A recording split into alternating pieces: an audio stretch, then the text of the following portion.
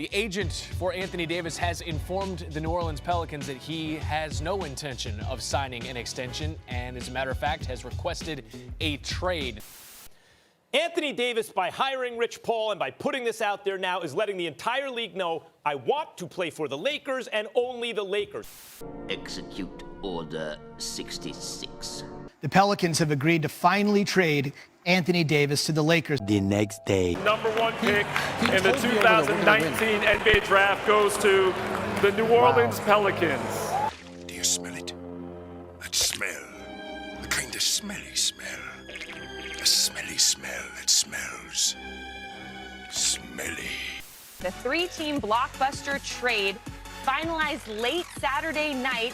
You've got Luka Doncic going to LA, playing alongside LeBron, and Anthony Davis now in Dallas. The next day. The Dallas Mavericks had a 1.8% chance to win the number one pick overall in next month's draft.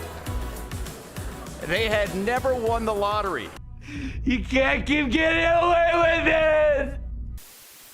When it comes to the NBA draft lottery historically, it's always been very suspect, sketchy, and looked at by fans as an event the NBA could easily rig. And looking at this year's lottery, if you thought it was sketchy already, this was the final nail in the coffin. Dallas getting the first overall pick, jumping 10 spots in the draft, it's too good to be true. I'll make a prediction because we saw this in 2011 when Cleveland miraculously won the lottery the year after LeBron left. I just think Dallas wins the lottery now. I'm going to bet on it. No. I'm going to bet on it on FanDuel. Luka for AD happened in the middle of the night, nobody knowing what's going on. That was suspect, sketchy on its own. We were all scratching our heads.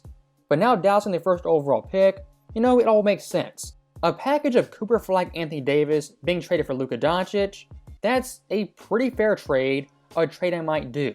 But what it took to get that done was Adam Silver intervening, tweaking certain things, and making backdoor handshake deals.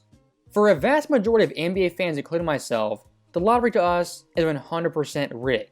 And looking back at NBA history, you gotta ask the very tough question, which teams, players, organizations have benefited the most from these lottery miracles that happen once a century?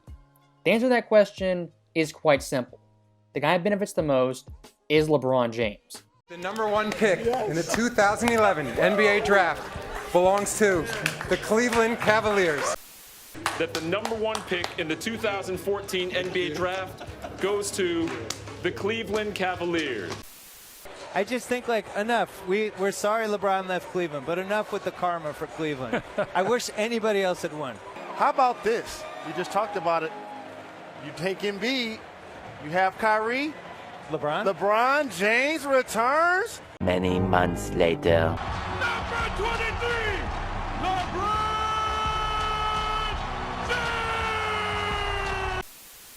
So first off, to prove LeBron James benefits from lottery miracles the most, let's go back to 2010 when he left Cleveland the first time. When LeBron left the Cavaliers, that fan-based organization, the entire economy of Ohio took a big-time hit. And what that left was a massive vacuum for a mid-market team. Now, LeBron down in South Beach for his quote-unquote college years, spent 4 years there, went 2-2 in the finals, had immense success. Now, in Cleveland, what was happening from 2011 to 2014? Some very sketchy stuff.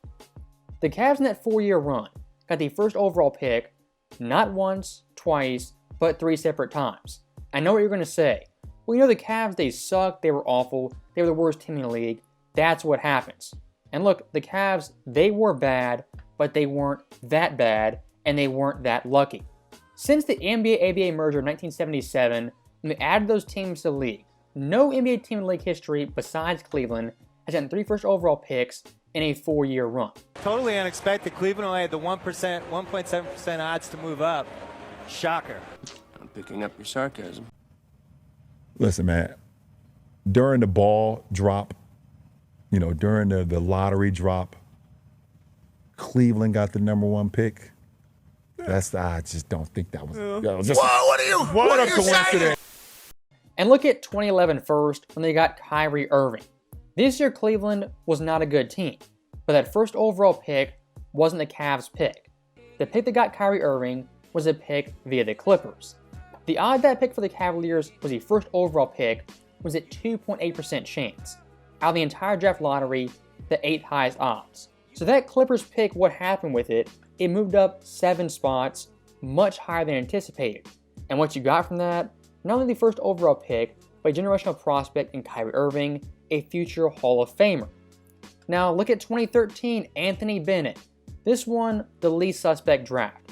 Cleveland this year, 15.5% chance to get the first overall pick, the 3rd highest odds.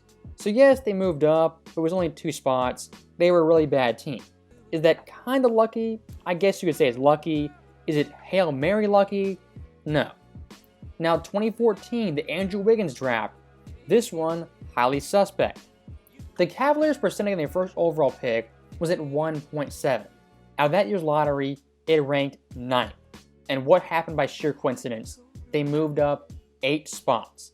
And for someone like Andrew Wiggins in that time period, I mean, he was like Kobe, Jordan, LeBron 2.0, the second coming, the next it guy.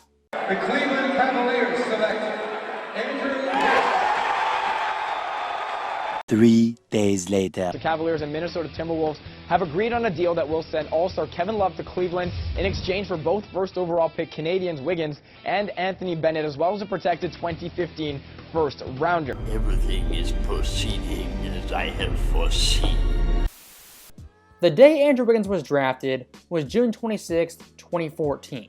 But 2 weeks later, July 11, 2014, what would happen out of nowhere? LeBron James, I'm coming home.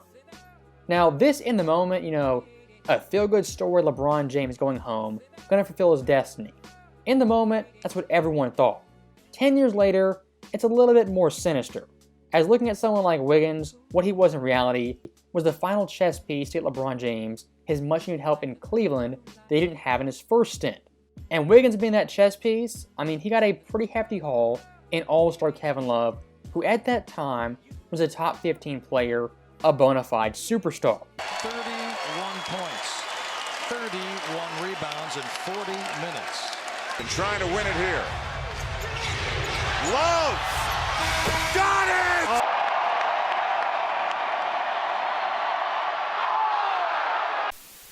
If the Cavs in 2011-2014 don't look into the first overall pick, what they don't get is LeBron James in 2014. As like we see time and time again, LeBron isn't joining teams and rosters that have no all-stars, future all-stars, or superstar players. And one thing I do want to hammer home repeatedly, the Cavs getting 3 first overall picks, that on its own is very sketchy. But the way they beat the odds twice to get those picks, that makes it even more suspect. Look at the lowest draft odds to the first overall pick in NBA history. Number 1, the Orlando Magic, 1993. Number 2, the Bulls, 2008. Number 3, the Cavaliers, 2014. Number 4, Dallas this year.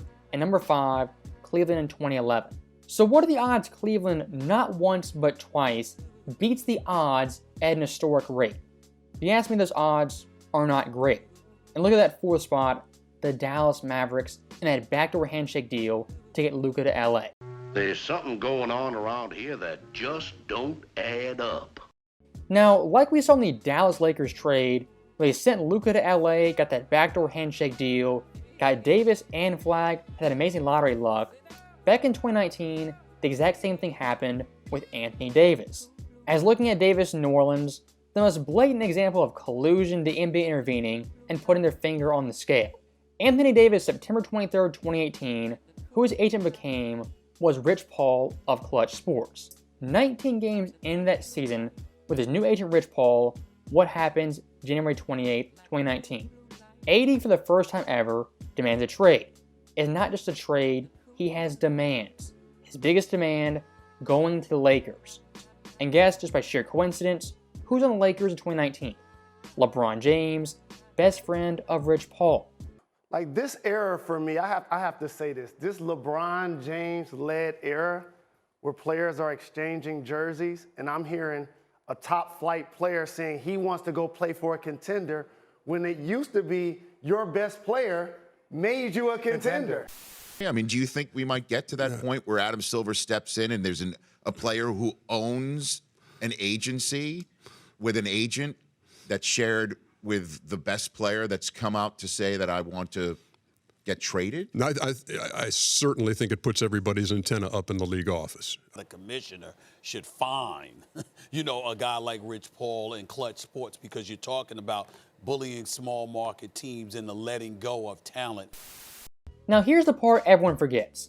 Davis at this point had little or no leverage. The Pels GM Dell Demps, even head coach Alvin Gentry, did not want to trade Davis. And for weeks, they weren't playing ball. If that had been the case, what happened to Dell Demps on February 15th? This guy was fired after being the GM for nearly a decade. And guess who they replaced him with? David Griffin, former Cavs GM, on April 12th, who in the end would get Davis to LA and fulfill his dream of being a Laker. And much like the slimy Luka Lakers trade, what happened to the Pelicans in that year's lottery? By sheer coincidence, they got the first overall pick in Zion Williamson, who was from Duke, just like Cooper Flag. So yet again, a team that works LeBron James to collude. What happens to them a couple months later? They get the first overall pick in spectacular fashion. It happened with Dallas, as well as New Orleans. Coincidence? I think not! Like I keep saying over and over again, does lightning strike twice, 3 times, 4 times, even 5 times in the same spot? You ask me, it doesn't. Happens once in 2011, okay, miracles happen. 2014 again, to get LeBron back to Cleveland, that's suspect. The Pels in 2019, playing ball trading Davis, they get the first overall pick, that seems pretty lucky. Then the Mavs 6 years later, doing the exact same thing in more spectacular fashion, and the first overall pick, that happening again just seems too good to be true. All those so-called miracles, what they end up doing for LeBron James is delivering him championships. If Wiggins and Kyrie aren't in Cleveland, the 2016 title does not happen. If Dell Demps is never fired in 2019, Anthony Davis in 2020 doesn't get that bubble championship. That right there is 2 LeBron James titles linked to very sketchy dealings behind the scenes or out in public. No NBA player, no matter how lucky they are, gets all the breaks and benefits of LeBron James. It simply doesn't happen, and lightning struck once too many times. As always, thank you guys for watching. Hope you enjoyed it. I'll see you next time.